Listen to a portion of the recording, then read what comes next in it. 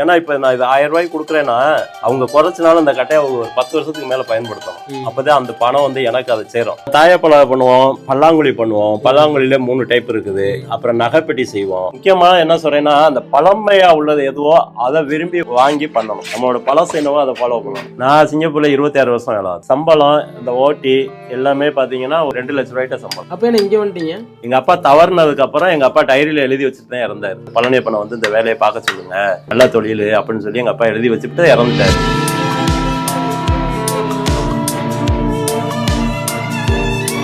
உங்களின் உள்நாட்டு மற்றும் வெளிநாட்டு பயணத்தை தொடங்குங்கள் எங்களுடன். டூர்கிராஃப்ட் ஹாலிடேஸ் ஃபார் புக்கிங் 9043904309. அனைத்து விதமான மீன்கள் மற்றும் வீட்டு முறையில் தயாராகும் மீன்கள் கிடைக்க PSA seafood and restaurant, Ellis நகர், மதுரை. பாரம்பரியமான தங்க நகைகள் வாங்க P Rathinam Chettiar and sons, தெற்காவணி மூலவீதி, மதுரை.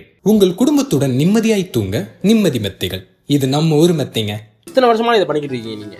இது வந்து ஆரம்பத்துல எங்க அப்பா ரொம்ப வருஷமா பண்ணிக்கிட்டு இருந்தாரு. இப்ப நான் வந்துட்டு இப்ப 10 வருஷமா பாத்துக்கிட்டு இருக்கேன். சின்ன பிள்ளையில இருக்கப்ப நான் இதை கத்துக்கிட்டு இருக்கப்ப எங்க அப்பா ஒண்ணு சொல்லுவார், கைத்தொழில் ஒன்றை கத்துக்கோள் கவலை இல்லை உனக்கு சொல்லுவாரு, ஓயாம சொல்லுவாரு. நான் அப்போதைக்கு வந்து இது பெருசாவெல்லாம் நான் வந்து இன்ட்ரெஸ்ட் எடுத்துலாம் பண்ணல, கட்டாயத்துக்காடி பாத்துக்கிட்டு இருந்தேன். பார்க்கணும் பார்த்து ஆகணும் அப்படின்றவாரு, இல்லாட்டி அடிச்சே போட்டுருவாரு. அந்த மாதிரி கத்துக்கிட்டு நான் சிங்கப்பூருக்கு போயிட்டேன். பேரே எங்க அப்பாவுக்கு பேரே இடியப்ப கடை கற்பையாசாரி தான். அப்படிதான் பேரே வந்து கற்பையாசாரின்னு சொன்ன, இடியப்ப கடை கற்பையாசாரி தான். புளியும் போதே அந்த மாவு கரெக்டா வரும், ஈஸியா இருக்கும்.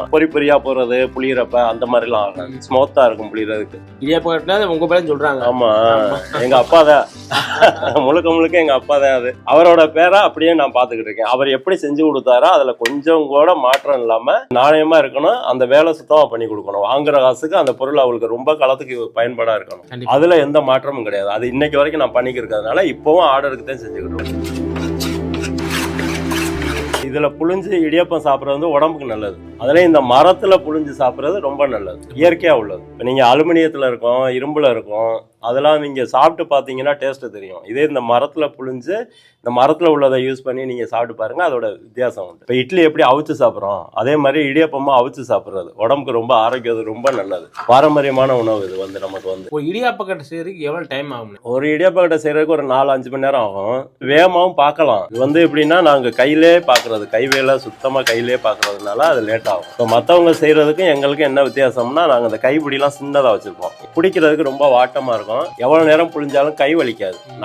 நாங்க செய்யறது ஒரு 100 பேர் செய்யறாங்கன்னா எங்களுக்கு அந்த 100 பேர் செஞ்சதையும் எங்களோட கட்டையை எடுத்து வச்சீங்கன்னா தனியா தெரியும். என்ன மெட்டீரியல் யூஸ் பண்றீங்க? என்ன? பர்மா தேக்குல தான் செய்யறது. நாட்டு தேக்குல எல்லாம் செய்யறது இல்ல. ஏன்னா நாட்டு தேக்கெல்லாம் வந்து உங்களுக்கு தண்ணி பட்டோம்னா கொஞ்சம் இதுவாகும், வெயிட்டாவும் இருக்கும். பர்மா தேக்கு வந்து வெயிட் இருக்காது. இந்த மாதிரி பழைய மரம் இருக்கு பாருங்க, இந்த மாதிரி பழைய மரங்கள்ல வாங்கி அதுலதான் செஞ்சு கொடுக்கும். இந்த பினிஷிங் வராது மிஷின்ல வச்சு பண்ணோம்னா.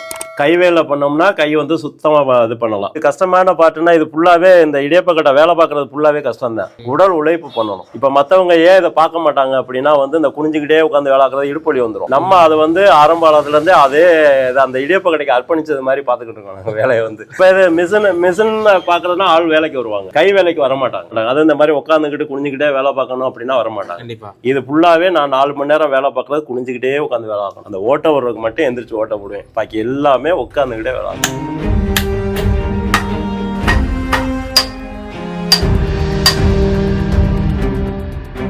நம்ம கட்டையோட மார்க்கெட் டிமாண்ட் எப்படின்னு இருக்கு? மார்க்கெட் டிமாண்ட் வந்து அதான் எங்க அப்பா 1969 இந்த இது ஆரம்பிச்சார்ல, அப்பவே ஆர்டருக்கு தான் செஞ்சு கொடுத்தாரு. இப்பவும் ஆர்டருக்கு தான் செஞ்சு கொடுத்துருக்கோம். இந்த அப்ப ஆர்டர் நோட் எடுத்து பாருங்க, எப்படியும் ஒரு 30 கட்ட அட்வான்ஸ்ல தான் நிக்குது. அதனால செஞ்சு கொடுக்க முடியல. நம்ம என்ன காரணம்னா கற்பனைக்காண்டி சொல்லல, அந்த விதை வந்து மெனக்கட்டு நாங்க சுத்தமா பண்ணி கொடுக்குறோம். அதனால நம்ம அது எப்பவுமே டிமாண்ட் இருக்குது. ஏன்னா இப்ப நான் இது 1000 ரூபாய்க்கு கொடுக்குறேன்னா அவங்க குறைச்சினாலும் இந்த கட்டையை ஒரு 10 வருஷத்துக்கு மேல பயன்படுத்தணும். அப்பதான் அந்த பணம் வந்து எனக்கு அதை சேரும்.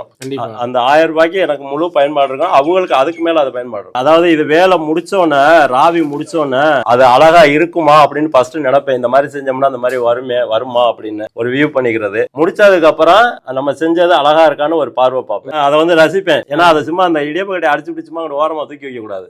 வேலை முடிச்சோன்னா அது அழகா இருக்கா. அதே மாதிரி இந்த உரல் கடையிறதெல்லாம் அப்படித்தான்.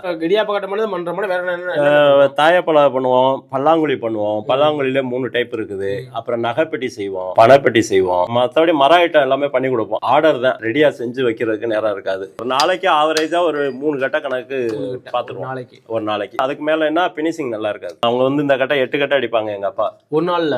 ஒரே நாள்ல 8 கட்டை காலையில எடுத்து சாயந்தரம் முடிச்சு வச்சுட்டு மறுநாளைக்கு கூட அதை எடுத்து ரெடி பண்ணி வச்சுட்டு வீட்டுக்கு போயிடுவாங்க. 8 கட்டை அடிக்கிறதுலாம் பெரிய விஷயம். எங்க அப்பா இந்த ஊர்ல 8 கட்டை அடிச்ச ஒரே ஆள் எங்க அப்பா தான். யூத்துக்கு உங்க அட்வைஸ் என்ன? இந்த மாதிரி ட்ரெடிஷனல் ஒர்க்குக்கு கண்டினியூ பண்ணலாமா வேணாமான்றீங்களா? பண்ணணுங்கிறது என்னோட ஆசை. இதெல்லாம் கத்துக்கிறது பாத்துக்கிறது நல்லது. இதை வந்து தெரிஞ்சு வச்சுக்கலாம். தெரிஞ்சு வச்சுக்கிட்டு நம்ம பிற்காலத்துக்கு வந்து நம்ம சொல்லிக் கொடுக்கலாம். அதெல்லாம் நல்லதுதான். ஏன்னா இதுல நல்லா உங்களுக்கு நல்ல லாபம் இருக்குது. இதே உழைப்பு, கடுமையான உழைப்பு. தூசியில வேலையில உட்காந்து வேலை ஆக்கணும், நல்லா சம்பாதிக்கலாம். பின்னாடி உள்ளவங்க வந்து வரப்போற ஜெனரேஷன் எல்லாம் கத்துக்கிறது நல்லது. இந்த ஃபியூச்சர்ல இந்த தொழில ஆன்லைன்ல ப்ரோமோட் பண்ண உங்களுக்கு ஐடியா இருக்கா, இல்ல பிளான் இருக்கா? ஆல்ரெடி ஆன்லைன்ல போய்கிட்டு தான் இருக்குது.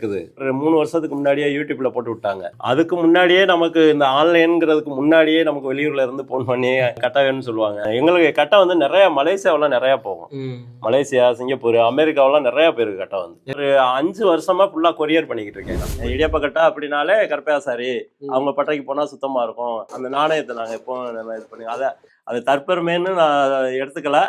நானா அதை ஒரு பெருமையா நினைக்கிறேன். உங்களுக்கு பெருமைதான் அது. ஆமா, மக்களுக்கு ஒரு மெசேஜ் சொல்றீங்க, என்ன சொல்ல விரும்புறீங்க? முக்கியமா என்ன சொல்றேன்னா, அந்த பழமையா உள்ளது எதுவோ அதை விரும்பி வாங்கி பண்ணணும். மோடி சொல்றாருல, இப்ப அமெரிக்காவோட பிரச்சனைனோட நம்ம சொந்த நாட்டு பொருளை வாங்குங்க அப்படிங்கிறப்ப நம்ம அந்த சொந்த நாட்டு பொருளை வாங்கிட்டோம்னா அமெரிக்கானிடம் போய் கையேந்து நிக்க போறது. அதே மாதிரி நம்ம கலாச்சாரம் சம்பந்தப்பட்டது அந்த பழமையான பொருட்கள் இருப்பாருங்களே, அதை பூரா நம்ம வந்து அதை வாங்கினோம்னா பயன்படுத்தினோம்னா நல்லது. ஏன்னா அந்த நாகரிகம் சொல்லிவிட்டு புரியாம பண்ணிக்கிட்டு இருக்காங்க. ரொம்ப பேர் எது நாகரிகம் தெரியாம போய்கிட்டு இருக்காங்க. இப்ப சிங்கப்பூர்ல வந்து 2050 வாழ்க்கையை அவன் இப்ப வாழ்ந்துகிட்டு இருக்கான். ஆடி மாசம் பிறந்துச்சுன்னா அவன் ஒரு நிகழ்ச்சி ஒண்ணு பண்ணுவாங்க. இப்போ நடந்துகிட்டு இருக்கு, இன்னைக்கு நடந்துகிட்டு இருக்கு. என்ன நிகழ்ச்சி பண்ணுவாங்கன்னா, சட்ட துணிமணி எல்லாம் எடுத்துட்டு வந்து இறந்தவங்களுக்கு, முன்னோர்களுக்கு எடுத்துட்டு வந்து பணங்கள் இருக்கு, பணம் மாதிரியே அச்சடிச்சு வச்சிருப்பாங்க. அந்த பணம் எல்லாம் எடுத்துட்டு வந்து எரிப்பாங்க. எரிச்சோன்னா அது நெருப்பு, அந்த நெருப்பு வந்து அப்படியே மேல பறக்கும். சீனர்கள் வந்து என்ன சொல்றாங்கன்னா, எங்க முன்னோர்களுக்கு வந்து நாங்க சட்ட துணி எல்லாம் கொடுத்துருக்கோம், பணம் கொடுத்துருக்கோம், அவங்க அதை எடுத்துக்குவாங்க, எடுத்துக்கிட்டு எங்களை சந்தோஷப்படுத்துவாங்க அப்படின்னு சொல்லி அவங்கள்ட்ட ஒரு பழக்கம் இருக்குது. 2050 வாழ்க்கை இப்ப வாழ்ந்துக்கு இருக்கவே அந்த எப்படி ஒரு பழமையான அந்த முன்னோர்களுக்குள்ள பழக்கத்தை மாத்தாம கொண்டு வராங்க பாரு. ஏன்னா நாகரிகங்கிறது வந்து அங்க இருக்க நாகரிகங்கள் இங்க கொஞ்சம் கூட கிடையாது. அங்க 26 வருஷம் இருந்ததுனால சொல்றேன். அந்த மாதிரி நம்மளோட கலாச்சாரத்துக்குள்ளத நம்ம விட்டே கொடுக்க கூடாது. அதுக்கப்புறம் இந்த உலக்கை இருக்கு பாரு, காட்டுக்கு போயிட்டு வந்துட்டு ரிட்டர்ன் வர்றப்ப இந்த உலக்கையை வீட்டுக்கு முன்னாடி கொடுக்க போட்டிருப்பாங்க. அதை தாண்டி தான் போவாங்க. ஏன்னா நம்ம இங்க இருந்து போனவங்க, காட்டுக்கு போனவங்க எல்லாம் வந்து ரிட்டர்ன் திரும்பி வர்றப்ப வந்து அந்த ஆத்மா பின்னாடி வரும். இந்த உலக்கையில அந்த இரும்பு இருக்கும், பித்தளை இருக்கும், அந்த இதுல இருக்கிறதுனால அதை தாண்டி வராது வீட்டுக்குள்ள. ஏன்னா அவங்கள நம்ம ஒதுக்கியாச்சு. இந்த மாதிரி இது எல்லாமே நம்ம கலாச்சாரம் சம்மந்தப்பட்டது. தமிழ்நாட்டுல எத்தனை இடத்துல ஃபாலோ பண்றான்னு எனக்கு தெரியாது. ஆனா இதெல்லாம் ஃபாலோ பண்ணணும், பழக்கம் கொண்டு வரணும். பல்லாங்குழி எல்லாம் வந்து வயசுக்கு வந்த பொண்ணுக்கு வைப்பாங்க. அந்த வயசுக்கு வந்த பொண்ணுக்கு பல்லாங்குழியை கொடுத்து விளையாட விடுவாங்க. இந்த பழக்கங்கள்லாம் வந்து அது பல்லாங்குழியில வந்து இதுலயும் போட்டு எடுக்கிறது கணக்கு சம்மந்தப்பட்டது. ஒன்னொருக்கு 5 சேர்க்கறது, கடன் கொடுக்கறது, அதுலயே வரும். அந்த பல்லாங்குழியில விளையாட்டு வரும். நம்மளோட பழசு என்னவோ அதை ஃபாலோ பண்ணணும். அந்த மாதிரி எல்லாம் நம்ம கலாச்சாரம் கத்து கொடுக்கறது. ஆமா,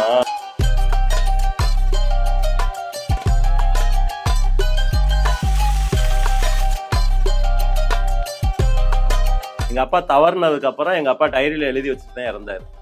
எங்க அம்மா கிட்ட சொல்லிட்டு, பழனியப்பனை வந்து இந்த வேலையை பார்க்க சொல்லுங்க, நல்ல தொழில் அப்படின்னு சொல்லி எங்க அப்பா எழுதி வச்சுட்டு இறந்துட்டாரு. எங்க அப்பா இறந்ததுக்கு அப்புறம் நான் ஊர்ல இருந்து வந்தோடனே டைரியத்தை எடுத்து காமிச்சாங்க, இந்த மாதிரி அப்பா எழுதியிருக்காரு அப்படின்ட்டு. அவர் எங்க அப்பா தவறுனதுக்கு வந்துட்டு நான் ரிட்டர்ன் போயிட்டு 1 வருஷம் மட்டும் இருந்துட்டு 2017 எங்க அப்பாவோட திவசத்துக்கு வந்து அட்டன் பண்ணா. அப்படியே இங்க வேலை ஆத்துறோம்னு பிளான் பண்ணிடுறேன். நான் அப்போதைக்கு வர்றப்ப எனக்கு சம்பளம், இந்த ஓட்டி எல்லாமே பாத்தீங்கன்னா ஒரு 2 லட்சம் ரூபாய்ட்ட சம்பளம். அப்ப என்ன இங்க வந்துட்டீங்க? இது வந்து எங்க அப்பா ஆசைப்பட்டாருல நான் பட்டையில வேலை ஆகணும்ட்டு. அவரோட பேரு, அவரோட வேலை அவரோட ஆசீர்வாதத்துல நான் நல்லா இருக்கேன், சந்தோஷமா இருக்கேன். சிங்கப்பூர்ல 2 லட்சம் சம்பாரிச்சதை விட இங்க நான் சம்பாதிக்கிறது ரொம்ப சந்தோஷமா. மனுஷனுக்கு சந்தோஷம் தான் முக்கியம். கண்டிப்பா.